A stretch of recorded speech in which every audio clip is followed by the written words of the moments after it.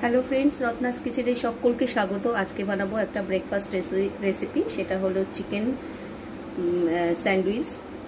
সেটা হচ্ছে কি কি ইনগ্রিডিয়েন্টস নিয়েছি। চিকেন তো রয়েছে সিদ্ধ করা, আর নিয়েছি 2 পিস পাউরুটি, নিয়েছি গার্লিক চিলি সস, আর নিয়েছি মানে চিলি ফ্লেক্স, নিয়েছি গোলমরিচ, আর নিয়েছি চিজের একটা পাতা। চিকেনগুলো এই পাউরুটির মধ্যে দিয়ে দিচ্ছি।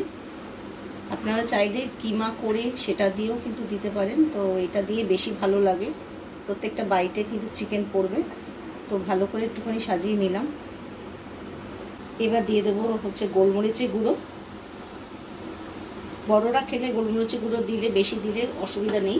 এবার দেব হচ্ছে গার্লিক চিলি সস। একদম তলায় শেষ হয়ে গেছে, তাও কিন্তু একদম ফেলে দিচ্ছি না, কিন্তু এটা খেতে কিন্তু অসাধারণ। আমি গার্লিক চিলি সসটা দিয়ে দিলাম, চিজের পাতাটা দিয়ে দিলাম সুন্দর করে সাজিয়ে। এবার যে চিলি ফ্লেক্স নিয়েছিলাম ওইটা একটুখানি দিয়ে দেবো। আর আলাদা করে কিন্তু নুন কিছু দিলাম না, কারণ এই চিজের মধ্যে নুন আছে, সসের মধ্যে নুন আছে, তাই জন্য আর লাগবে না। এবার আরেকটা পাউরুটি ওপর দিয়ে দেবো। এক তাওয়া বসিয়ে দিয়েছি, তাওয়ার মধ্যে সামান্য একটুখানি সাদা তেল দিয়ে দিয়েছি। আমি আজকে তেল দিয়েই করব, কেমন হয় খেতে কোনোদিন করিনি, তো আশা করি এই সাদা তেল দিয়েই করতে হবে। এবার কিন্তু এটা বসিয়ে দেবো, দিয়ে আঁচটাকে জোর করে দিয়ে এটাকে এপিট ওপিট করে এটা টোস্ট করে নেবো। রেডি হয়ে গেছে। এবারে প্লেটের মধ্যে নামিয়ে নেবো।